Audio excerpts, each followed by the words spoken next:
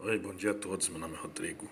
Estaremos fazendo um podcast agora, um breve podcast, que complementa o que eu disse no vídeo Ortodoxia versus Papismo, né? E nesse vídeo nós vamos demonstrar como certas evidências documentais triviais da época, né? Elas são evidências que comprovam, né? O fato de que o papismo não existia nos primórdios, né? Ou complementando, né? Como é que a realidade histórica documental ela desbanca a existência de uma instituição do papado, né? Principalmente nos seus tempos primordiais do cristianismo, né? No Ocidente. Né? Então, além do que eu disse no meu vídeo Ortodoxia versus Papismo sobre Gregório o Grande e sua rejeição de uma primazia universal sobre a Igreja Cristã primordial, existem várias evidências triviais que apontam para a inexistência dessa instituição na época, né? E até mais ou menos o tempo do Carlos Magno, né?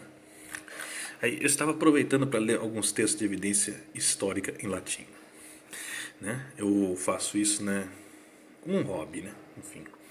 Aí a mais importante dessas evidências históricas, né, que eu li, se encontra numa compilação de títulos, né, ou comunicados, né, em latim, né, chamada de Liber Diurnus Romanorum Pontificum, né? Isso se traduz por Diário dos Pontífices Romanos, que é uma compilação antiquíssima de documentos da sede de Roma, né? Com títulos, né? Com colocações oficiais da sede de Roma, né? Até o século V depois de Cristo, né? Ou seja, logo após a queda de Roma. Enfim.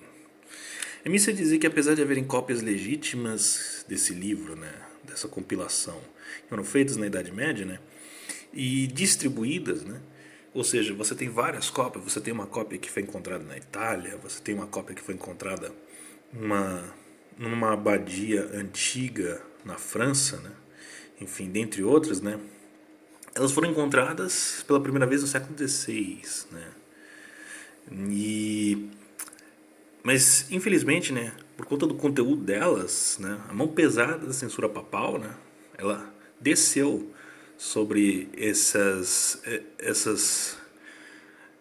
tesouros, né, arqueológicos, né, e impediu, né, a publicação desses documentos até 1762, né.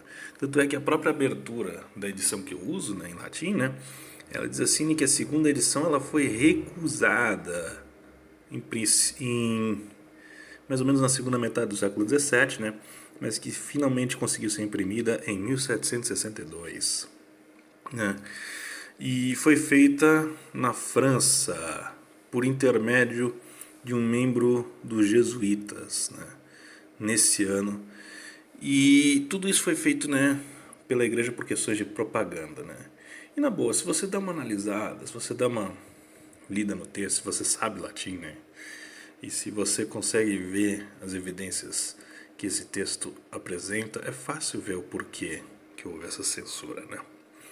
Então, esse codex, né, republicado, né, e hoje em domínio público, né, pelo menos a versão republicada dele no século XVII, né, e não a cópia original dele, né, que o original dele está guardado, né, enfim, vemos a anátema que se deu a Honório pelo seu monotelitismo, né, e também vemos epístolas, cartas oficiais da cidade de Roma aos imperadores bizantinos, né, tudo em latim, pois embora o grego já estivesse sobrepujado o latim no leste, a elite burocrática imperial em Constantinopla ainda entendia essa língua plenamente, né? E é interessante ver que todas as decisões que a sede de Roma tomava, ela tomava sempre comunicando, consultando a capital de Constantinopla.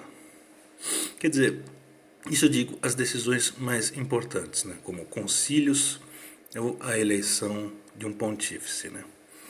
Ou seja, havia um concerto de poderes perfeito entre o imperador bizantino e o pontífice de Roma, sendo que o pontífice de Roma se curvava ao imperador e não vice-versa.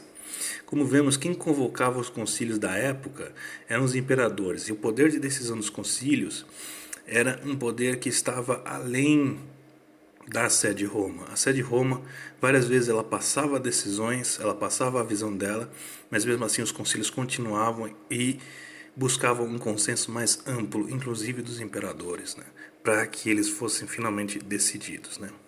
Então assim, para respaldar o que eu estou falando, só ver o que o capítulo, né, ou em latim caput 7, né, seção 3 diz, né. Aí está lá escrito ali, caput 7, seção 3. De electione mox referebatur ad principem id est Constantinopolitanorum imperatorem postulabaturque electiones approbatio. Veja só, esse caput 7, né, de época posterior a Gregório Grande, né, Gregório Grande foi papa até 606 depois de Cristo, né, ele recomendava justamente a consultação e aprovação com o poder imperial em Constantinopla para validar a posição do Romano Pontífice. Isso explicitamente para o que está marcado nos outros itens, como sendo a Sé de São Pedro. A Sé de São Pedro, Roma. Né? De que ano é esse caput? Vou dizer que é da época de Carlos Martel. Carlos Martel foi imperador dos francos no ano de 732 d.C. Né? Só mais uma evidência trivial que esses documentos se escondem. Mas vamos ver a mais importante. Vamos direto para o juramento papal encontrado nesse antiquíssimo livro alto-medieval. A íntegra está aqui. Eu vou disponibilizar a íntegra, o link da versão íntegra na Wikipédia, né? O original está bem fidedigno lá, tá? É um artigo bom, não é um artigo ruim.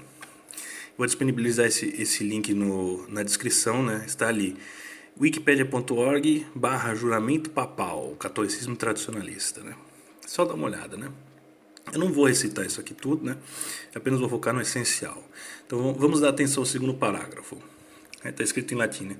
Si qua vero emerserint contra disciplinam canonicam emendare sacresque canones et constituta pontificum nostrorum ut divina et caelestia mandata custodire ut poti tibi rediturum mesciens de omnibus quae profiteor districtam in divino iudicio rationem cuius locum divina dignatione perago et vicem intercessionibus tuis adjutus impleo.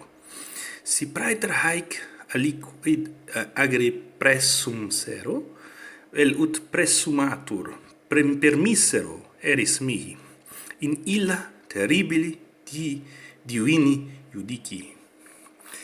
Aí vamos dar atenção a esse específico trecho em latim do que eu acabei de falar. Cuius locum divina dignatione perago, et vicem intercessionibus tuis adjutus impleo. Agora, esse trecho e a palavra adjutus são traduzidos pelos católicos como sendo o teu santo vigário divinamente apontado. Na maioria das traduções que eu vejo, a palavra vigário é usada, mas isso é uma interpolação e uma distorção posterior.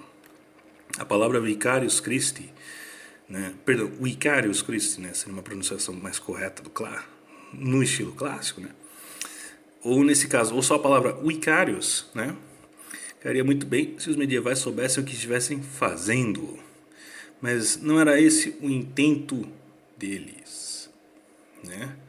Isso é muito importante a gente ter em mente. Foi só muito depois, enfim, que o pontífice romano se arrogou o título de vigário de Cristo na Terra, e não nessa época. Na verdade, especula-se que Agatão, pontífice em 680 d.C., que tenha escrito esse juramento. É muito provável que foi ele que escreveu esse juramento, né? Segundo a opinião dos historiadores, né?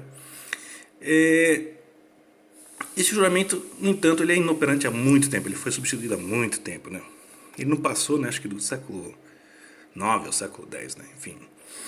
Aí, só para concluir, não existe em todo esse juramento a palavra vigário, né? Não existe essa palavra, como os católicos a traduzem. Essa palavra está ausente. A palavra adjutus, que é o mais próximo de vigário, né, significa simplesmente auxiliado, apoiado. E é utilizado como predicado de outra ação, né? Ou seja, a noção de que o pontífice Agatão se arrogou a posição de vigário de Cristo nesse juramento e todos os outros pontífices que fizeram esse juramento também, em si é vazia de mérito, é irreal, é totalmente nula, né? Aí, finalmente para concluir, né? Eu deixo um link, o segundo link que eu deixo na descrição é um link no Google Books do livro em questão, da edição de 1762 desse livro, né? Que está em domínio público e pode ser lida gratuitamente, né? Na íntegra no Google Books, né? Então, se vocês quiserem analisar também, para ver, né? Vocês vão ver o que eu estou falando, né? Realmente é isso, né? E realmente acrescenta, né? Vamos direto à conclusão, né?